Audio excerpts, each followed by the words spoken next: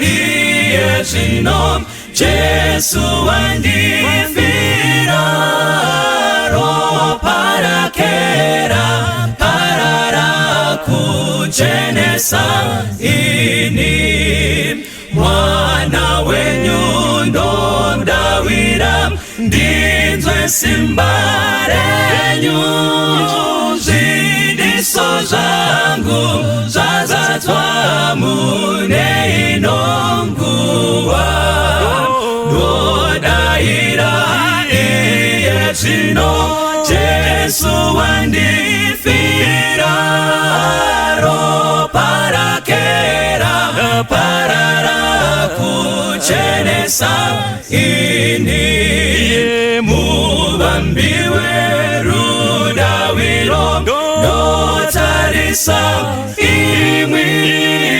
nogashira chipo chenyu ndiponeswe nacho ndodaira iye zvino Jesu wandifira ropa rake raparara kuchenesa ini ndodaira iye zvino Jesu wandifira ropa rake raparara kuchenesa ini ropa rake raparara kuchenesa ini ropa rake raparara kuchenesa ini ropa rake raparara kuchenesa ini. Kwazuwa isangano raMwari toda kutenda nekusanganiswa mukati mekuverengwa kweshoko raMwari. Mufaro wangu nhasi kuti ndikuchingamidzei tiri mubhuku ravaKorosi. Tiri kusangana naPauro achinyora tsamba iyi kuna vaKorosi aine pfungwa yaada kuvaratidza yekuti zvinogona kuve muKristu. Rakagara riri zano raMwari kubva pakutanga nyika ichivambwa kuti umwari hugare mumunhu. Musoro wedu wenyaya wezuva ranhasi unonzi izvo, have you been to Jesus? Wanga waenda kuna Jesu here? Mubvunzo uyu wakakosha nekuti vazhinji vakazviudza kuti takaenda kuna Jesu, asi chinoshamisa vakadzoka vakadaro. Patinoverenga bhuku ramabasa evapostori tinosangana nevafarisi versus vana Peter. Mashoko akandibata mwoyo ndekutiko pavakaona nharo nekukakavara kwaPeter neuchenjeri hwemashoko, hanzi vakarangarira kuti ava vakanga vaina Jesu. Sekuvaziva kwavo vakanga vari varedzi vehove, but kubva musuwo vakasangana naJesu zvavo zvakashanduka. Nemhaka iyi tinowirirana tose kuti munhu akanzi ave muKristu anochinja upenyu, mafambiro, maonerwo, mafungiro, matauriro, mapfekero emuKristu akasiyana. Nyika yanhasi nemubvunzo pamusoro pechiKristu, kuti Kristu takamunzwa nezvake mukati meshoko raMwari and aita mabasa akanaka, but we are yet to see Christians. MaKristu variko here? Zvinoita here kuti munhu agone kuve muKristu sekutaura kweBhaibheri? Kwete muKristu wokupinda chechi, asi muKristu akafanana naJesu. Mwari vanozviita here kuti upenyu hushanduke? Ndivanani vakashanduka? Vanhu vanotaura mukati menhoroondo vanotaura pamusoro penyaya yekuve muKristu. Vanoti izvo Kristu ndinomuda, asi handisati ndaona muKristu. Mukandiradza wani ndinogona kuzove muKristu. Hatitarisei tsamba redu ratichashandisa zuva ranhasi. Riri kubva kubhuku ravaKorosi chapter 1 verse 26 na 27.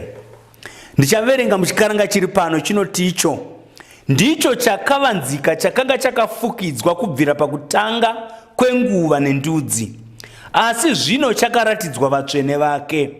Kuna ivo Mwari vaakada kuvazivisa upfumi hwokubwinya kwechakavanzika ichochi pakati pavahedheni, chokuti Kristu mukati menyu tariro yekubwinya. Kristu mukati menyu. Hata se mavara ashandiswa na Paulo. Ari kuti chakavanzika chekunamata ichi chakavanzika kubvira kare pakatanga nguva nendudzi dzevanhu. Zvichireva kuti kubva pakusikwa kwaAdhamu chakavanzika ichi chakanga chiripo, asi Mwari akachivanza, kwete kuti akachibvisa. Zvikanzi izvo, asi kuna ivo Mwari vaakada kuvazivisa upfumi hwokubwinya kwechakavanzika ichi pakati pevahedheni. Chikavanzika chacho hanzi ndechekuti kudini?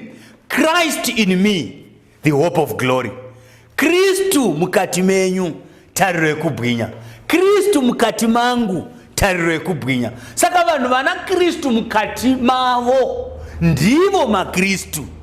Vanhu vana Kristu mukati mavo ndo vane tariro yekuzopfeka glory. Hakuna achaipfeka iye aine zita riri muregister remakristu emuchechi asina Kristu mukati memwoyo. Asi panzwa ndiri kufarira panapa ndeyekutiko, kubva pakatanga nguva nendudzi chakavanzika ichi chakanga chiripo. Nditenderei kufamba nemi mukati mebhaibheri ndione pazvakamboda kubudiswa pachena kuti izano raMwari kuti Mwari agare pakati pevanhu, agare mumunhu. Shungu dzake dzaivapo here? Ndiani waakambogarira mukati memwoyo wake upenyu hukashanduka? Ndine mibvunzo miviri yandoda kukuperekedza muchidzidzo ichi. Dai Kristu akaita sewe, vangani vangade kupinda denga rako? Christ in me, the hope of glory. Nekuti kana Kristu ave mandiri, anokonzera kushanduka kunotanga mukati kuchuya kunze. Zvokuti vanhu vakafamba naKristu vanooneka, vanhu vanonamata vanooneka, vasina uniform, vasina kugerwa zvechechi, vasina step yechechi vakapfeka sevamwe, asi deportment inotiudza kuti uyu munhu muKristu. Famba neni mukati meshoko raMwari pana Exodus chapter 25 verse 8. Ndiri kunzwa Mwari vachitaura naMozisi panapa, hanzi kudini? Ngavandiitire nzvimbo tsvene kuti ndigare pakati pavo. Bata mazwi, izano nekuronga kwaMwari kuti Mwari agare pakati pevanhu. Saka nzvimbo tsvene inofanirwa kugadzirwa. Bata mazwi maviri ari panapa. Ibasa raMwari kuya kuzogara pakati pevanhu, asi ibasa revanhu kugadzira nzvimbo tsvene kuti Mwari vagare. Saka iwewe une basa rekuita kuti nzvimbo ive tsvene, Mwari vawane pekugara mukati meupenyu hwako, mukati memwoyo wako. NdiKristu mukati mako. Kana waita izvi, iye anouya oita ugaro hwake mavari. Saka Mozisi anoudzwa kuti ndaunoudza Israeri ngavandiitire nzvimbo tsvene, ndoda kugara pakati pavo. Mukada kutarisa setup yakaiswa kwaIsraeri pose pavakanga vachifamba kunyangwe nemurenje, vakanga vachiti kana vagadza misasa yavo, sanctuary yaMwari inonzi nzvimbo tsvene yakanga iri pakati pavo. Ivo vakaitenderedza neugaro nemazita avo, nekuti Mwari vati ndoda kugara pakati penyu. Saka raiva zano raMwari kubvira kare. Asi mamuchizivei, sanctuary payakagadzirwa ikashongedzwa ikamiswa, yakanga yakanaka pakuonekwa kwayo, ine utsvene hwaiwanika mukati, asi vanhu vaigona kuve vanhu vaMwari chete kana vauya kuchechi. Ndaona vanhu vakawanda vachiuya muimba yekunamatira. They'll be very humble, walking softly in the sanctuary. Vakazvidzora vane kurereka, mabhaibheri ari muhapwa, spidi neunyoro, hembe dzakarereka, kururama kuchioneka. Asi kana vabva paimba yekunamatira, yavo mwoyo haisisiri naMwari, nestep yatochinja, nelanguage yatochinja, amwe munhu. But Mwari vari kuti izvo, ndiitirewo nzvimbo tsvene, ndoda kugara pakati penyu. Nekuti chakavanzika ichi chakabvira kare, pakatanga nguva nendudzi kuti dzioneke kuti shuwa Mwari anogara pakati pavo. Hatifambei tose pana Exodus chapter 3. Exodus chapter 3 verse 1 kusvika pana 3. Ndiri kusangana naMwari vachisangana naMozisi mukati merenje. Mozisi aine mifungo pamusoro pehama dzake dzaakasiya Ijipiti. Paari achifunganya achienda kugomo raMwari, Bhaibheri riri kundiudza kuti izvo akaona gwenzi rakanga richipfuta asi rakanga risingatsvi. paakada kunoswedera kuti aone, bhaibheri riri kutiko akatendeuka kuti aone izwi rikauya kwaari richiti izvo, usaswedera kuno nekuti nzvimbo yauri itsvene, bvisa shangu dzako. But ameni maona were mazwi arabu, umwari hwagara mugwenzi rikatanga kuita maflames asi risiri kuita madota, nekuti umwari hwawana nzvimbo mumwoyo wemuti. There was transformation. Ngavandiitire nzvimbo tsvene, ndida kugara pakati pavo. Chakavanzika ichi chakavanzika kubvira kare. Saka Mwari ari kuti Moses, you are not ready to accept me mumwoyo mako, ndo dambudziko randinaro. Saka ndoita sei newe Moses? Mwari vasvikira kugwenzi, shungu dzavo varoda kuwana nzvimbo mukati memwoyo wemunhu. Famba neni pana chapter 3 unosangana na Moses akabata tsvimbo yake. Tsvimbo yandizivi kuti yanga ane mazuva mangani ichidonzwa nayo. Asi bhaibheri rinondiudza kuti izvo paakaikanda pasi yakaita nyoka. There was transformation. Kana umwari hwawana nzvimbo kunyange muzvinhu zvakafa zvinove neupenyu. Kana umwari hwawana nzvimbo kunyange muzvinhu zvakaoma zvinove neupenyu. Asi Mwari vari kuti hakusiko destination yangu, shungu nekuvavarira kwangu, ndoda kugara mumwoyo waMozisi. Saka ndosvikira kupi? Rega ndisvikire mugwenzi.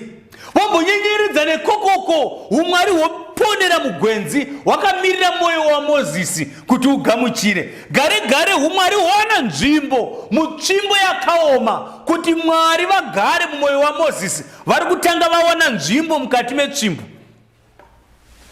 Chandadzidza pfungwa iyi ndechekutiko, kana Mwari vawana nzvimbo mukati mako, upenyu hunoshanduka, pfungwa dzinoshanduka.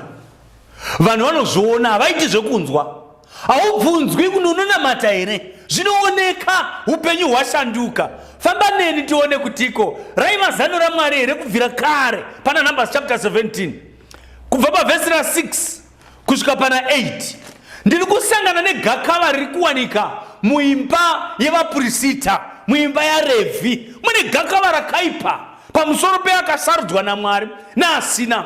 But Mwari anoti hazvinetsi kuti ndikuratidzei kuti ndine wandakasarudza.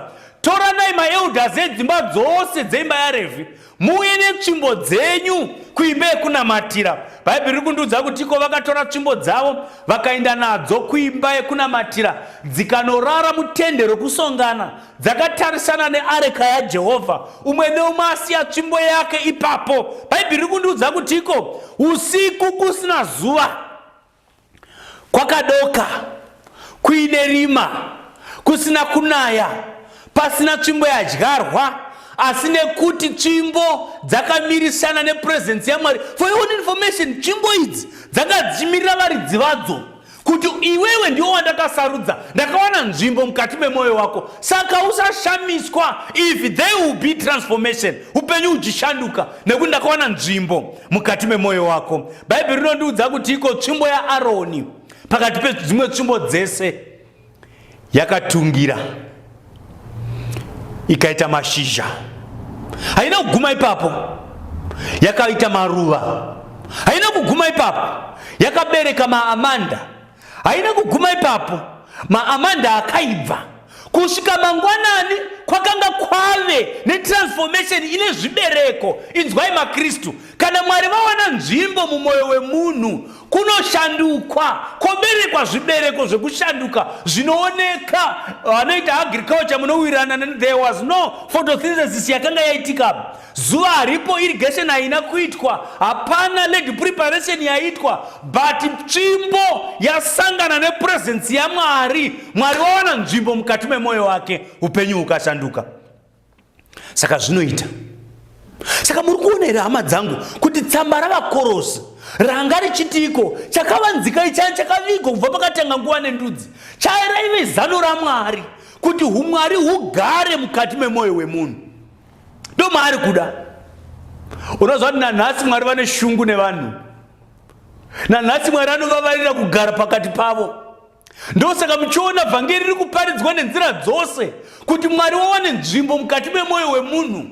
Papi nepapi mumanewspaper vhangeri riripo, shoko raMwari rakachipa, mabhaibheri anowanika nemunzira dzemuguta, nemhaka yekuti Mwari vari kutsvaka avenue yekupinda mumwoyo wemunhu. Ngavanditirewo nzvimbo tsvene, ndoda kugara pakati pavo. Vakorosi ndobva ati izvo, chakavanzika chekuti Kristu mukati menyu ndiyo tariro yekubwinya.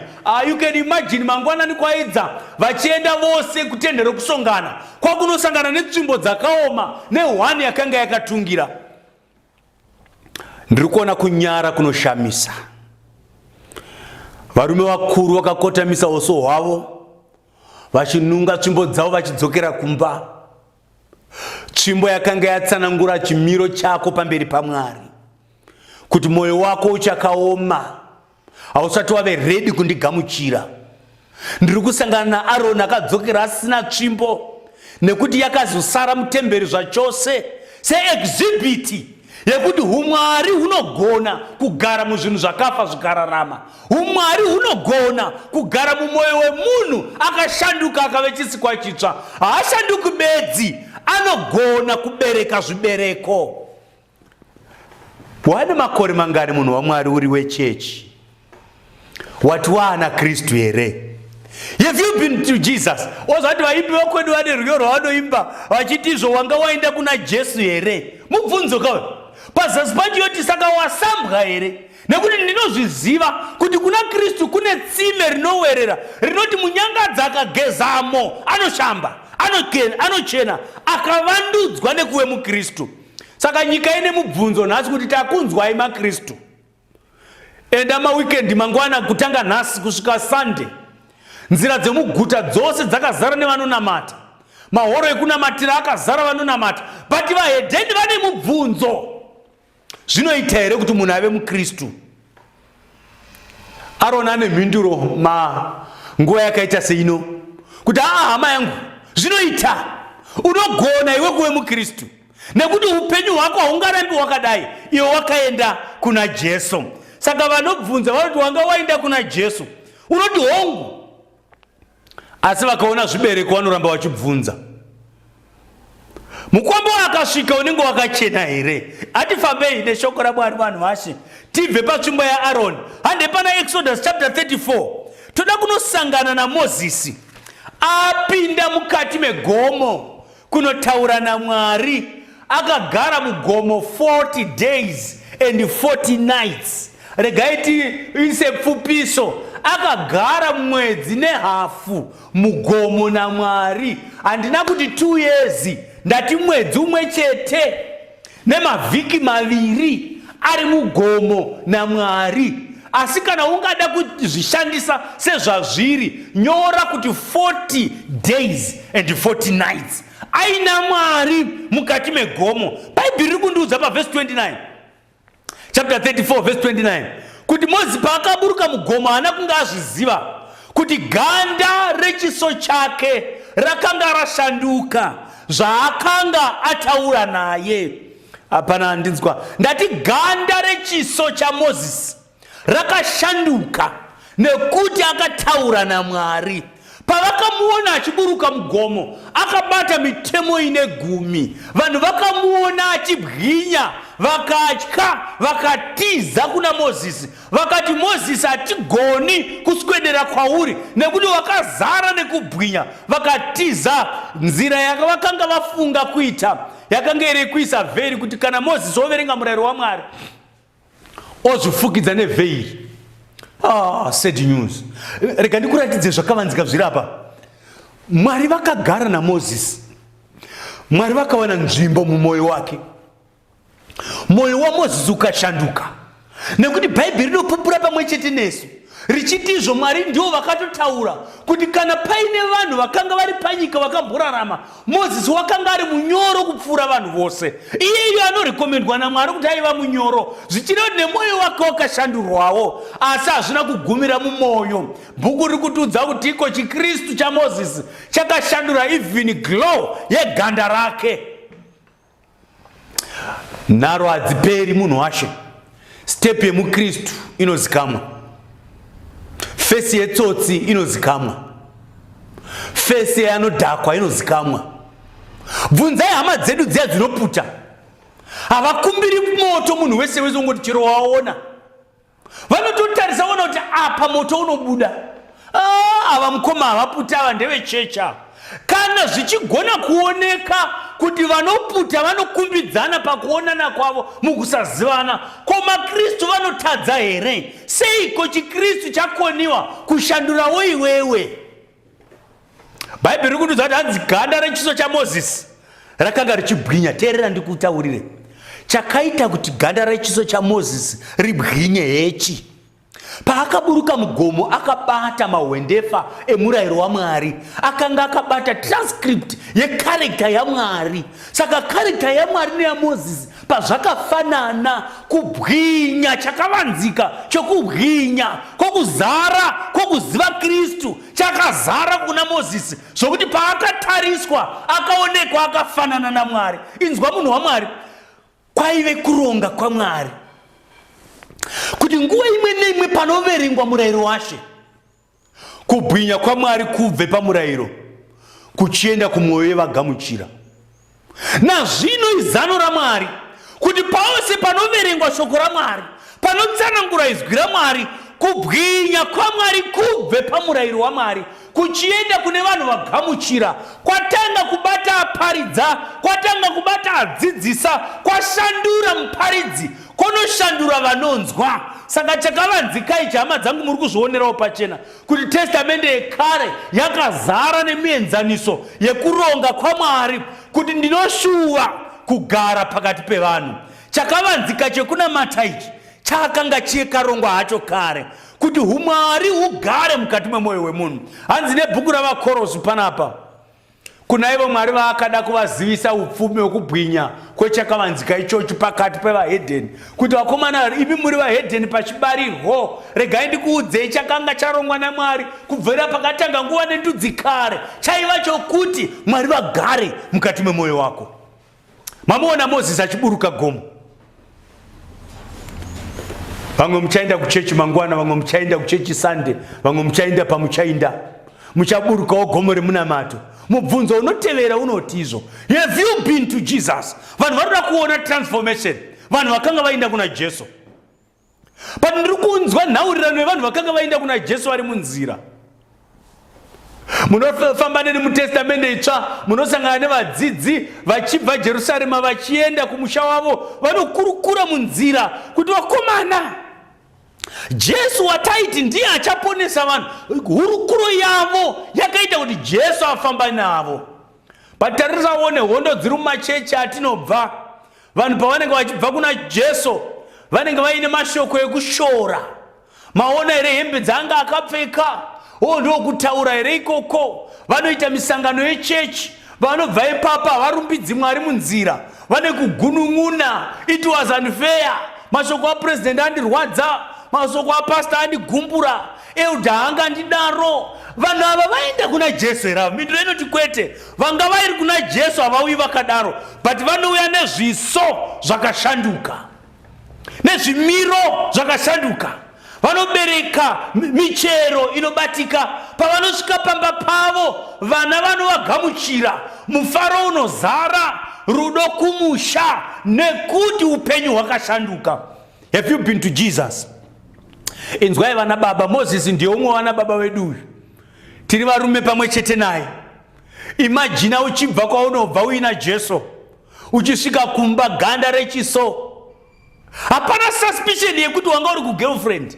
Ivo vachiona ganda rechiso rakafanana naMwari, haungafungirwi kunzi waita hori. Ganda rechiso rakafanana naMwari.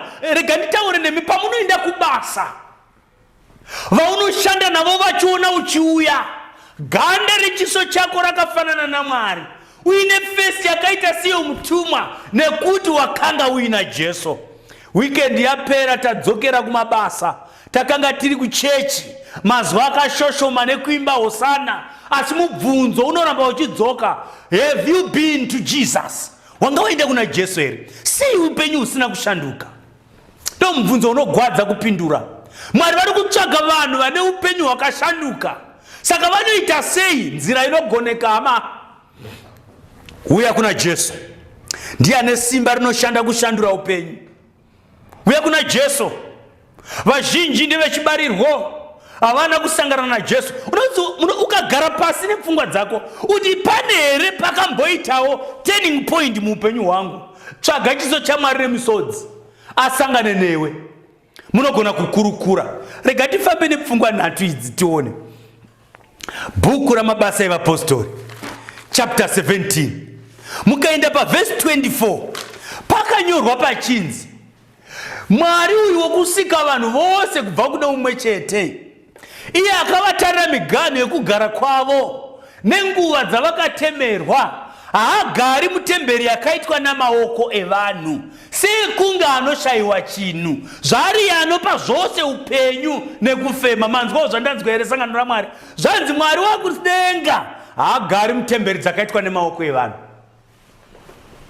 Unoziva kuti kunovakwa machechi, vanhu vaMwari, vanhu vakavaka machechi akanaka anoyevedza, akaiswa makapetsi matsvuku nematenda akanaka, panonamatirwa pakaiswa dheko inoshamisa. Ndiri kuvaona vachirongedza pekunamatira. Aiwa, Mwari vari kufadzwa nezvamuri kuita. But vapedza kudaro, Mwari vari kuti handigari mutemberi yakaitwa namaoko evanhu, nekuti pamaivaka mamwe mabhiridha acho hatizivi kwakabva, zvidhina makaita zvokutenga hatizivi akazvigadzira, iyemi wacho wakasponza hatizivi, unhu hwenyu mari yacho makaiwanepa hatizivi. Mwari vari kuti ko handigari mutemberi yakaitwa nemaoko. Zvati mubvunzo wandasara ndinawo nekuti nai Mwari. Saka imi zvamaramba midhuri yatakavaka mukunaka kwayo. Rangarira pana Matthew 24. Jesu anoudza vadzidzi mashoko anokuunisa.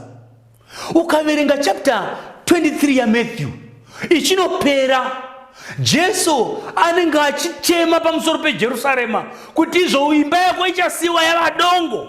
But enda pa chapter 24 verse 1 rinokudza kuti vadzidzi vakaenda naJesu kuti vamuratidze dzimba dzetemberi nekunaka kwaanga akaita, nekuti vari kuti pamwe haasi kunyatsonzwisisa kuti temberi iyi yakarongedzwa negoridhe, yakakotwa nendarama, ine mapila eberiri, ine zvindori zvedhaimondi zvakarongedzwa muimba yekunamatira. Jesu pamwe hamusi kuzviziva kuti patakavaka chechi iyi yakainvesta mari yakawanda inotyisa. But Bhaibheri rinodiudza kuti iko Jesu paakaona vachiita shungu, anotizva hakuna ibwe richagara riri pamusoro perimwe ibwe, zvose zvichawisirwa pasi. Vanobatwa muromo mukapaverenga kusvika paverse 3 pane silence inofakwana rwendo rokubva Jerusarema kuenda gomo reMiorivhi. Vakanyararidzana paverse 4 inozoti vagara akatanga kuvabvunza kuti nai Mwari, saka munondudza kuti have you disowned Jerusalem? Maramba here mudhuri wamakavakisa? Vhesi rati iko ramabasa evapostori, Mwari haagari mutemberi dzakaitwa nemaoko evanhu, hamusimo mune ugaro hwake. Regai ndikupei my personal testimony. Upenyu hwandakakura nahwo tiri muimba yekunamatira, tiina baba vangu vari elder muchechi, munhu waMwari aizikamwa pose paaitsika. Asi kana ndiinaye kumba taimuziva kuti murume anotyisa, anorova. Kana mukaita musikanzwa panorohwa munhu. Saka ndandiine mubvunzo kuti asi chinozowanika muvhesitiri chii chinoita kuti baba vangu kana vobudamo vachinda kupulpiti? He will be a humble man. Akabata bhuku yake achifamba zvinyoronyoro achinda kuhamende kunoita zvidaidziro, akamira mberi kwevanhu kuti makadii sangano raMwari, nekunyemwerera kunoyera. Oti vakomana chii? Oza kuti Mwari vakandiitira nyasha rimwe zuva tiri kufudza mombe, ndobva tanodzifudzira kudhuze neimba yekunamatira. Ndikanhasi zvangu zvaita hapana vanhu pachechi, ndakakwira nepawindo kupinda muvhesitiri nepawindo kuti ndinoona chiri muvhesitiri chinoita kuti munhu ari hostile kumba ave humble. I was surprised. Kupinda muvhesitiri so makanga muine chidhina 1 changangove pasaidi so vhesitiri yanga isina chimwe chinogaramo. Ndakapeka kuti pamwe ndichaona mutumwa, handina chandakaona. Ndakati pamwe ndichaona chiko chinoyera chinoshandura vanhu, ndakachishaya. Many times we spend our times acting church, acting worship. But mwari vari kutiko ka inzwa hama, adzizi shungu dzangu kuti ndigare mumidhuri. Pamdaiti muvake chechi, ndaiti pamuri kuivaka muvakewo nemoyo yenyu, kuti pamunovaka ndiwanewo pekugara mukati memoyo. Saka hadzizva mwari vakasika denga nenyika, iye muisiki wezvose zvine upenyu, haagari mutemberi dzakaitwa nemaoko evanhu. Aiwa, saka nhai mwari munogara pai? Nhai mwari timbonditsanangurirai, ndoda kuona ugaro hwenyu. Kana mandiudza kwamunogara, ndoda kumbokushanyirai mwari, ndikuonei muri muugaro hwenyu, ndigoudza vanhu kuti I have been with Jesus. Ndiratidzeiwo mwari dzimwe nguva aripo anoti neniwo mwari, ndiratidzei pamunoda kugara. Kana zvichiita ndinopasakura kuti imi mwari mugare, kana zvichiita ndiendepowo ini ndinopavaka nekupatsvaira kuti imi mugare. Kuti kana ndoudza vanhu hazvindinetsi, ndakakuonai makagara. Handaitose kubhuku ravakorinde wekutanga chapter 3 verse 16. Hamuzvizivi here kuti muri temberi yaMwari, uye kuti mweya waMwari unogara mukati menyu? Hai, kwamuzvizivi here? Unoziva kuti Paul ari kunyorera vakorinde achitovarimainder kuti munokurumidza kukangamwa seiko kuti temberi yaMwari ndiwe. Hauzvizivi here kuti iwewe ndiwe temberi yaMwari, uyezve kuti mweya waMwari unogara mukati mako?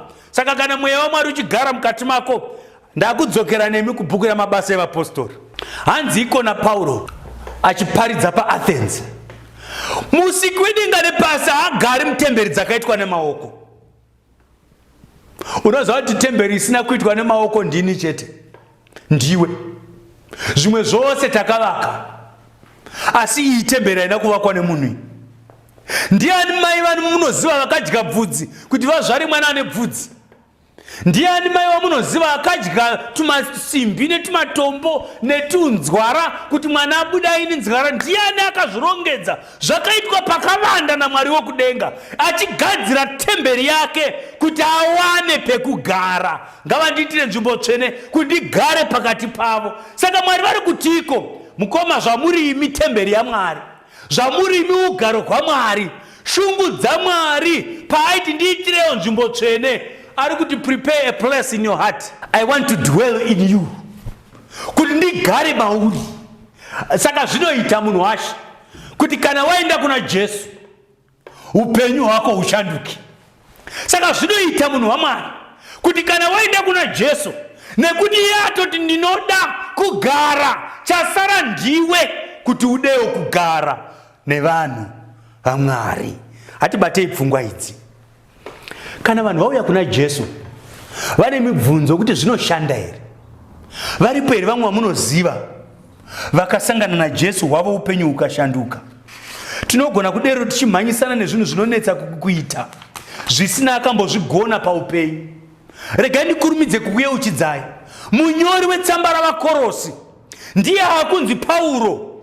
Munomurangarira here mazuva ake achitambudza kereke iyi? Anonzi akaenda kuvakuru akanopiwa tsamba yekuuraya venzira yaKristu, achiti anoshandira Mwari. Pandiri kutaura kwamuri pamusoro paPauro, akanga achinzi so, anofira kereke, anoitambudzikira, ndiye anozonyora pakupedzisira kuti izvo nguva yekudururwa kwangu yasvika, ndarwa kurwa kwakanaka, ndachengeta kutenda. Ko zvaindepi hasha dzawaive nadzo? Ndiwe waiuraya vamwe, chii chakaitika? I have been to Jesus. Saka zvaPauro zvakaita, hasha dzikapera, kutsiva kukapera, kuuraya kukapera. Panzvimbo yeutsinye pakauya nyasha, panzvimbo yehasha pakauya rudo, panzvimbo yeruvengo ruregerero rukazara, upenyu hwaPauro hukashanduka. Ndinogona kukuudza pamusoro paJohn the Revelator, John the Beloved. akambotumidzwa zita pamwe chete nemukoma wake kunzi the Sons of Thunder, vakomana mukacheta munhoroondo. Panonzi varume ava vasati vadaidzwa naJesu vaizikama muGarari mose kuti kana mukasa bhadhara hove dzavakanga vakutengeserai panorohwa munhu. Nhoroondo inotiudza kuti vakomana ava vairova kunyange vari vaviri, guta rose rairohwa. Munovarangarira mazuva avo ekufamba naJesu pavakanga vadzingwa muSamaria. Vanototaura vachiti, Jesu, ngatiburutsei moto tipise guta rino. Vakanga vari varume vanotutuma nehasha. Have you been to Jesus? Pandiri kutaura pamusoro paJohn the Revelator, anonyora tsamba yake kudai First John achiti, izvo vana vangu vaduku, ndinokunyorerai kuti murege kutadza. Asi kana munhu achitadza, tine murevereri kuna Baba, ndiye munhu Kristu Jesu. Ko hasha dzakaenda kupi? He has been to Jesus. Zvinopera. Chitema chinokukunetsa chinopera. Simba rekurega rinowanika muna Jesu. Ndiye anoshanda kushanduka mauri. Ndinogona kukuudza pamusoro paMary Magdalene. Munomuziva akarepwa naElder Simon wekuchechi.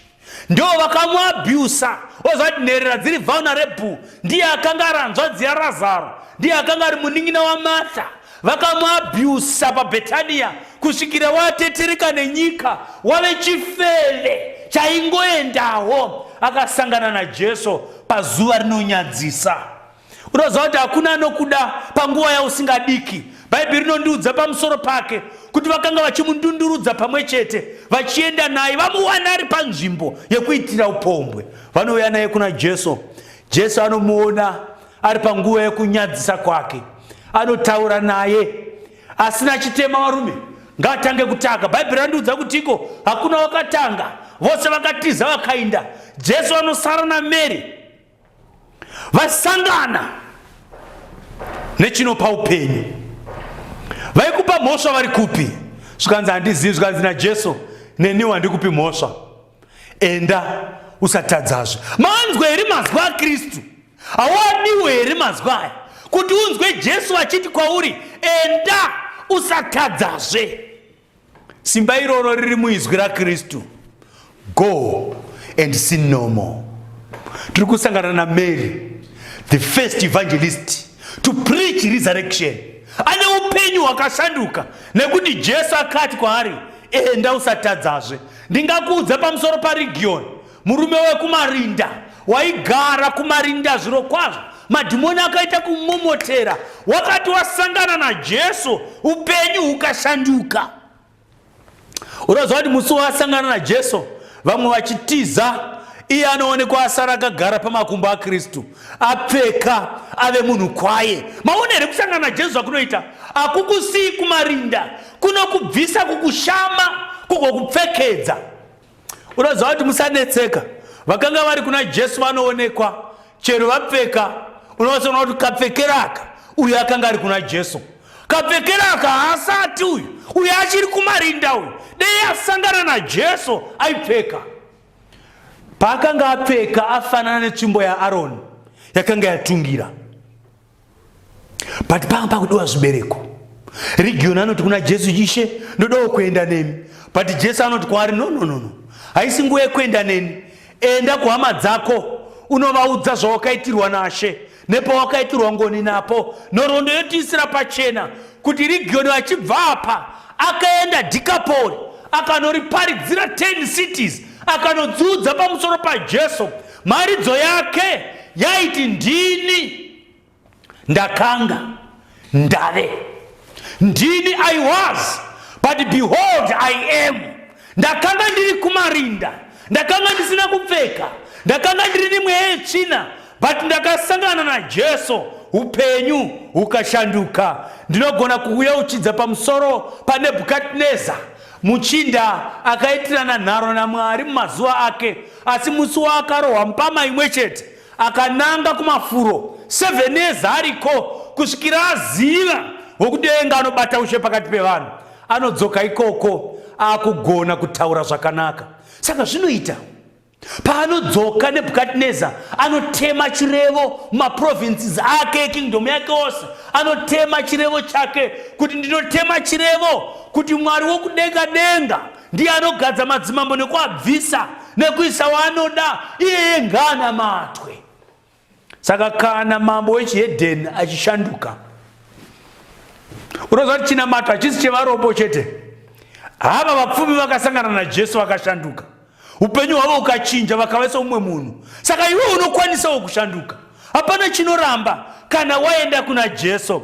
Pane vamwe vanhu vanopumuka ivo vakambenge vari munhengo dzesangano. Ndiri kutaura newe hama yangu, unozviziva. You have wandered far away from God. Wakutotirangarira kuti ndaimboipinda. Vana Manase makanga makadaro. Manase akaita uroyi, akaita ung'anga. Iye ari mwana wa pastor, mwana wa elder, wokuzvarirwa muchechi. Akaita mazango, akatenda mashura, akanamata pamutunhu yakakwirira, akaita zvinoshamisa neuroyi hwese nemhando dzawo. But musi waakarangarira kuti kudenga kuna Mwari, Manase anofa akuziva ave neukama naJesu. Hama dzangu, upenyu hunogona kushanduka iwewe ukave muKristu. Hatipatei nyaya yedu tiri pana bhuku ravaroma chapter 12. Pane mubvunzo umwe chete wandoda kupedza nekupindura. Saka ndingaita sei kuti ndive muKristu? Advice iri pachena, chapter 12 verse 1. Naizvozvo ndinokumbira zvikuru kwamuri hama dzangu netsitsi dzaMwari, kuti muise miviri yenyu chive chibayiro chipenyu, chitsvene, chinofadza Mwari, ndiko kunamata kwenyu kwemwoyo. Hamuna kunzwa zvandanzwa. Hama dzangu, ndinokumbira zvikuru kwamuri, present your bodies as a living sacrifice, holy and acceptable. This is your reasonable service, which means my daily duty as a Christian is to present my body before God as a living sacrifice. Mazwa anounderlinika apo, rekutanga racho iro riri kuti present your body. Do number 2. Number 3, sacrifice. But amazwa ya, it is my daily duty to take this body as a living sacrifice without blemish and present it before God daily, and making sure it is holy and acceptable. Kunamata kwemoyo. Ndoda kunamata hama dzangu neumwe chete ari kuti Mwari, I desire to be a Christian. I need you in my heart. Inga vamwe zvavo zvakaita mukavashandura. Ndane makore nichipinda chechi, but shavi reupombwe riri kuratidza kuti harisi kuda kupera mandiri. Ndine makore ndiri muchechi umu, but ndinopfeka semuhedheni. Mwari, shandai kushanduka mandiri. Ndine makore ndiri muimba yekunamatira, but hasha dzangu hadziperi. Ndine ruvengo, ndine utsinye kunyange kuvana vangu. Mwari, ndibetserei. Wanga waenda kuna Jesu here? Kune tsime rinoerera, rinosamba zvitema zvevanhu kuti vave vatsvene. Ndoda kunamata newe munhu waMwari. Dzimwe nguva uri kuti Mwari, ndoda kukupai muviri wangu sechibayiro chipenyu chinofadza Mwari, ndiko kunamata kwangu kwemwoyo.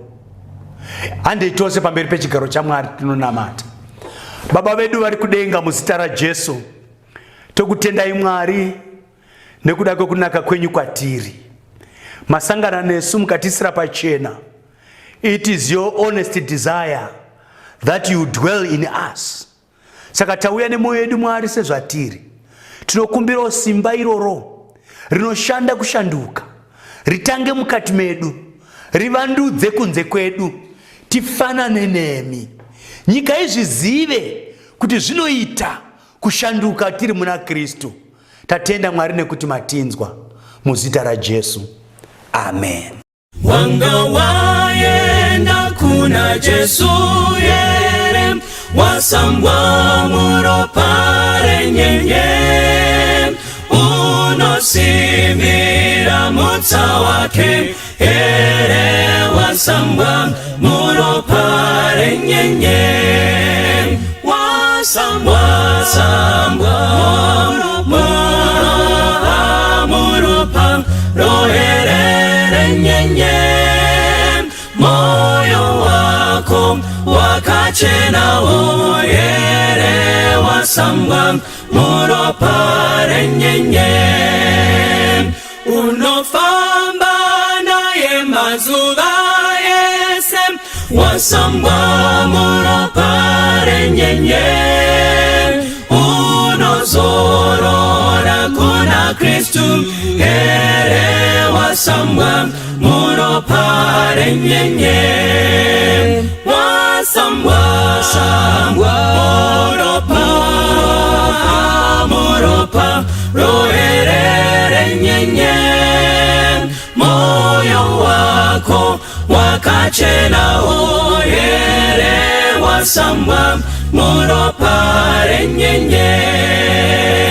Kwambo ashika unochena here wasambwa muropa renyenye, wagadzirirwa dzimba dzekudenga wasambwa muropa renyenye, wasambwa